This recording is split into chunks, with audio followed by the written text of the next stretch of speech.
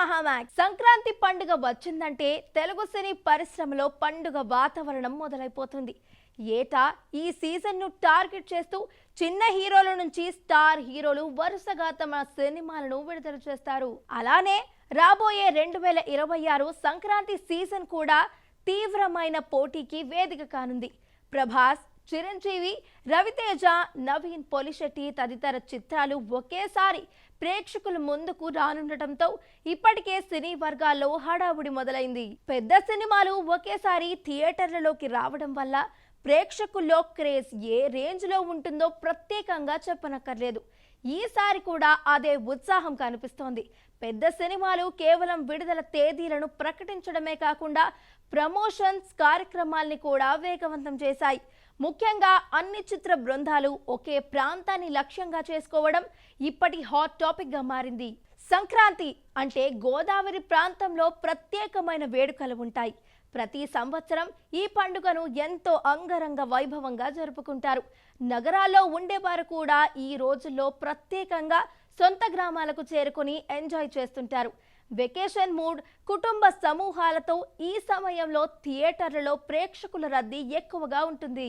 అటు పెద్దవాళ్ల నుంచి పిల్లల వరకు అందరూ కలిసి సినిమాలు చూడటమే సాంప్రదాయం అక్కడ బలంగా ఉంటుంది. అందుకే ఈసారి సంక్రాంతి విడుదలకు సిద్ధమైన అన్ని సినిమాలు ఒకే విధంగా గోదావరి జిల్లాలోనే ప్రధాన ప్రమోషన్స్ హబ్గా మార్చేశారు. అక్కడే ఈవెంట్లను ఏర్పాటు చేస్తే ప్రేక్షకుల మైండ్ సెట్ నేరుగా ప్రభావం చూపుతుందని సినిమా బృందాలు నమ్ముతున్నాయి. ఇప్పటికే కొన్ని సినిమా టీంలు ఈ ప్రాంతాల్లో భారీ ఈవెంట్లను నిర్వహించాయి. నవీన్ పొలిశెట్టి నటించిన అనగనగా ఒక రాజు చిత్రానికి చెందిన ఫస్ట్ సింగిల్స్ లు ప్రత్యేక ఈవెంట్ గా భీమవరంలో విడుదల చేశారు. అక్కడ అభిమానులు భారీ సంఖ్యలో హాజరు కావటం టీంకు నమ్మకం ఇచ్చింది. రవితేజ నటించిన భర్త మహాశయులకు విజ్ఞప్తి సినిమా నుంచి తొలి పాటను రాజమండ్రిలో గ్రాండ్ గా రిలీజ్ చేశారు. ఆ ఈవెంట్ కూడా సోషల్ మీడియాలో విశేష స్పందన తెచ్చుకుంది. ఇప్పుడు ఇదే ధోరణి మరింత వేగం అందుకుంటోంది. సంక్రాంతి బరిలో మరో ప్రధాన సినిమాగా నిలిచే మనశంకర వరప్రసాద్ గారు మేకర్స్ కూడా గోదావరి జిల్లాలోనే ప్రత్యేక ఈవెంట్ ను ప్లాన్ చేస్తున్నట్లు సమాచారం. అక్కడి ప్రేక్షకుల ఉత్సాహం, సినిమాపై ఉన్న మార్కెట్ పరంగా ఈ నిర్ణయం తీసుకున్నారని తెలుస్తోంది. అయితే భీమవరం బుల్లోడైన ప్రభాస్ నటించిన ది రాజా సాబ్ ప్రమోషన్స్ కి సంబంధించి ఇంకా ఎటువంటి అప్డేట్ రాలేదు. గోదావరి జిల్లాలో ప్రేక్షకులు సినిమాలకు ఇస్తున్న ఆదరణ గురించి అందరికీ తెలిసిందే. అక్కడ ప్రజలు సినిమాని తమ జీవితంలో ఓ భాగంగా చూస్తారు.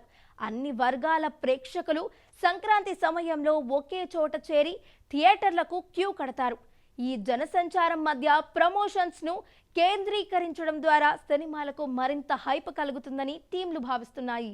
ఇక పోటీలో భారీ సినిమాలుండటంతో ప్రేక్షకుల దృష్టిని ఆకర్షించడం కోసం ఇలాంటి గ్రాండ్ ప్రమోషన్స్ అనేది తప్పనిసరిగా మారింది. ఈ ప్రణాళికలు బాక్సాఫీస్ వద్ద ఎటువంటి ఫలితాలను ఇస్తాయో పండుగ తర్వాతే తెలుస్తుంది.